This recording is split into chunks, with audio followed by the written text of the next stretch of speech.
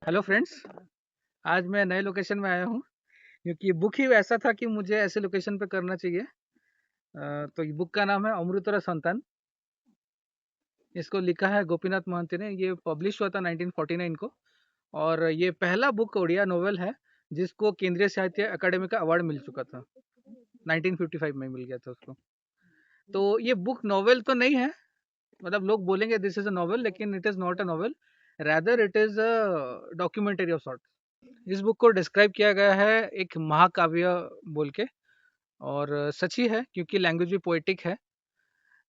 इसमें आपको कौंधो जो है ट्राइब, उसके लाइफस्टाइल के बारे में बहुत सारा इन्फॉर्मेशन मिलेगा। मतलब उनके रिचुअल्स, उनके सीजन्स, उनके सॉन्ग्स, वो कैसे पूजा करते हैं, कौन से सीजन में क्या होता है, किस सीजन में शादी होता है। प्लॉट इंटरेस्टिंग नहीं है तो प्लॉट पे ज़्यादा ध्यान मत दीजिएगा। तो कौंधो का जो लाइफस्टाइल है यहाँ पे एकदम ऑथर ने बहुत रोमांटिसाइज किया है। और कौंधो जो है ये लोग बेसिकली एग्रीकल्चरिस्ट हैं, एग्रीकल्चर करते हैं ये लोग।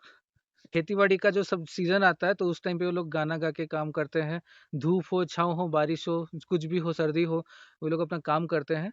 और जब हार्वेस्टिंग का सीज़न आता है तो ये लोग मौज-मस्ती करते हैं। रोज़ शाम को नाच, गाना, पीना, खाना यही चलता रहता है। उनके गाँव में एकदम सब इकट्ठे हो जाते हैं और नाच-गाना चलता है। एक और कास्ट के बारे में भी मेंशन है इस बुक में, उसका नाम है डोम।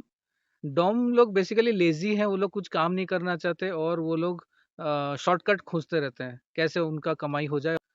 डोम लोग बहुत चालाक भी हैं और ब्रिटिश के टाइम पे डोम ट्राइब को बोला जाता था क्रिमिनल ट्राइब, क्योंकि ये लोग काम नहीं करते थे और ये लोग चोरी-चकारी करते थे। कहीं से कुछ फ्री में मिल गया, कहीं किसी को रास्ते पे रोक के उस पे जुल्म कर लिया और कुछ ले लिया। जब इंडियन पेनल कोड इनैक्ट हुआ इंडिया में तो इनके सारे एक्टिविटीज़ इलीगल हो गए, तो ये अपना-अपना अलग-अलग रास्ता ढूँढने लगे, कैसे क्या करेंगे। तो कोई ब्रिटिश का असिस्टेंट बन गया, कोई बड़े-बड़े कोंधो ज़मींदार के पास काम करने लगे। धीरे-धीरे अपना रास्ता बदलने लगे और क्या, मतलब इनके हरकत बंद होने लगे। एक डिस्क्रिप्शन ऐसा भी है कि वो लोग क्या करते हैं कि कौंधो लोग अपना जो हार्वेस्टिंग सीज़न ख़त्म हो जाता है, ये लोग आते हैं, उन्हीं के खेत में घूमेंगे, कहीं एक-एक करके धान पड़ा होगा उसको कलेक्ट करते हैं। तो रेदर देन खेती-बाड़ी करना, वो लोग ये सब इनको पसंद है ज़्यादा, कि काम नहीं करना है, दूसरे के काम पे ये लोग अमल करते हैं। स्टोरी बेसिकली कोरापुट डिस्ट्रिक्ट में बेस्ड है। 3 गाँव में मिट्टीगाँ करके एक गाँव है और मिणियापायू है और एक है बंदीकर। इन्हीं तीनों गाँव में जो लोग कैरेक्टर हैं उसी पे बुक बेस्ड है।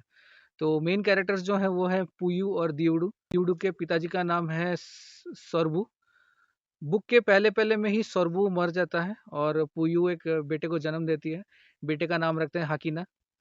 दियोडू की एक बहन है पुबुली। एज स्टोरी कंटिन्यूज, सरबू के मरने के बाद दियोडू को गांव का सावता बना दिया जाता है, मतलब विलेज का हेड। तो सरबू का एक भाई है जो दियोडू का अंकल है, तो उसका नाम है लेंजू। लेंजू बहुत जेलस हो जाता है दियोडू से, क्योंकि ऑल्दो लेंजू बड़ा है दियोडू से, फिर भी दियोडू को विलेज का हेड बना दिया जाता है। तो विलेज हेड होने के बाद दियोडू बहुत अहंकारी हो जाता है, उसको बहुत गुस्सा आने लगता है। शादी के बाद तो जितना प्यार था, बच्चा होने के बाद पुयू का थोड़ा मन बदल गया। वो इतना ध्यान नहीं देने लगी, उसको लगता था बस इसको, मेरे पति को खाना-पीना दे दो तो इतना ही काफ़ी है। तो दियोडू भी देखने लगा, ऑब्ज़र्व करने लगा कि पुयू उसको ध्यान नहीं दे रही, उसे प्यार नहीं कर रही। जब भी दियोडू पुयू के पास जाता है तो वो दूर भगा देती है। तो ये सब चलने लगा। फाइनली दियोडू अपने अलग-अलग ऑप्शंस ढूँढने लगा अलग-अलग जगह, and he finds someone else, POT. उस लड़की का नाम था पीओटी। पीओटी भी एक कौंधा थी, लेकिन पीओटी एक्चुअली पैदा हुई थी साउदर्न प्लेन्स में, तेलुगु एरिया में कहीं पे वो पैदा हुई थी और वहीं पे वो लोग रहते थे अंटिल उनका मिसफॉर्च्यून कुछ होता है, उनके पिताजी मर जाते हैं तो वो लोग वापस कोरापुट आ जाते हैं। पीओटी के मिलने से पहले दियोडू फँसता है किसी के जाल में, उसका नाम है सोना देई। तो सोना देई क्या करती है कि ऑल्दो, मतलब वो मैरिड थी, फिर भी इवन देन कोई भी उसके आस-पास आता है तो उनको अट्रैक्ट करेगी, बात करेगी, बहुत क्लोज़ आएगी, देन फिर फ्रस्ट्रेट कर देगी, मतलब फिर दूर भगा देगी।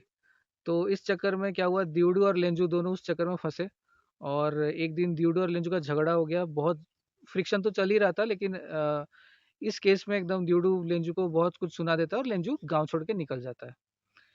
इन द मीन टाइम क्या होता है कि ड्यूड की जो बहन है पुबली, वो भी उदुड़िया विवाह कर देती है। उदुड़िया विवाह मीन्स बेसिकली क्या है, शादी प्रॉपरली नहीं होता।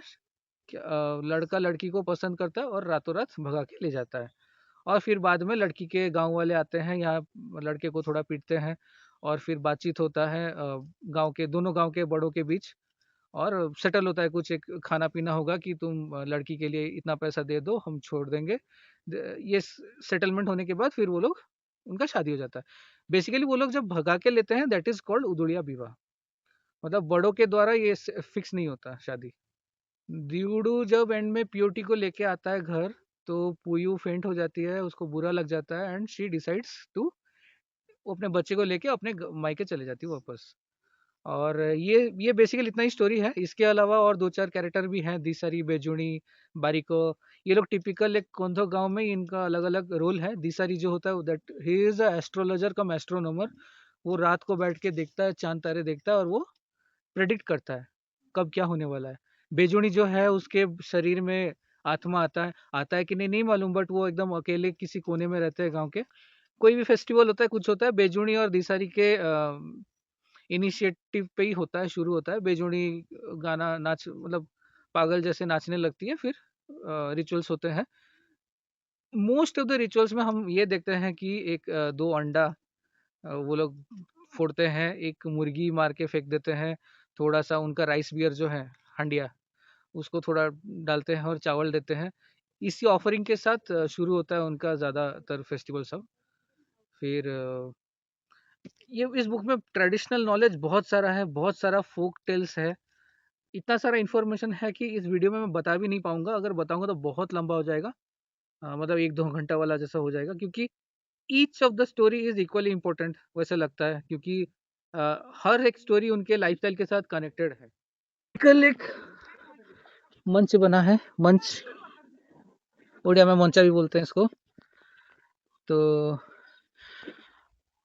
ये देखिए, तो उस बुक में इतना सारा नॉलेज है, इतना सारा ट्रेडिशनल इंफॉर्मेशन है उस बुक में कि बता भी नहीं सकते। आप खुद पढ़ो और खुद जानो, इतना सारा चीज़ लिखा है उसमें।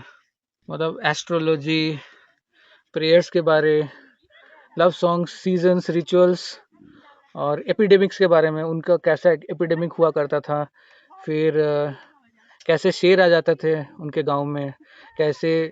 इस बुक में एक्चुअली एक सीन है, बेजुनी जो है बुढ़िया, उसको एक शेर खींच लेता है, ये सीन भी है। फिर मॉडर्नाइजेशन कैसे होता है धीरे धीरे, रास्ता आ रहा है तो मतलब मॉडर्नाइजेशन फॉलोज द रोड, रास्ता बनता है, जितना दूर तक रास्ता बना है उतना दूर तक मॉडर्नाइजेशन हो रहा है। फिर उसके साथ ट्रेडर्स कैसे आते थे, अलग अलग जगह से ट्रेडर्स आते थे, तो उसके बारे में भी लिखा है। और 468 पेजेस का है, आप खुद पढ़ो और जानो, बहुत अच्छा लगेगा बुक। बुक आप मतलब रेस करके मत पढ़ना कि जल्दी जल्दी ख़त्म करना है। भले 2-3 पेज एक दिन का हो, आप उतना ही पढ़ो, लेकिन एंजॉय करो बुक को। उनके कल्चर में उस टाइम पे वुमेन को बहुत फ्रीडम था सोसाइटी में। तो इतना कह के मैं इसको ख़त्म करता हूँ यहाँ पे। मिलते हैं किसी और बुक के साथ। All the best, bye.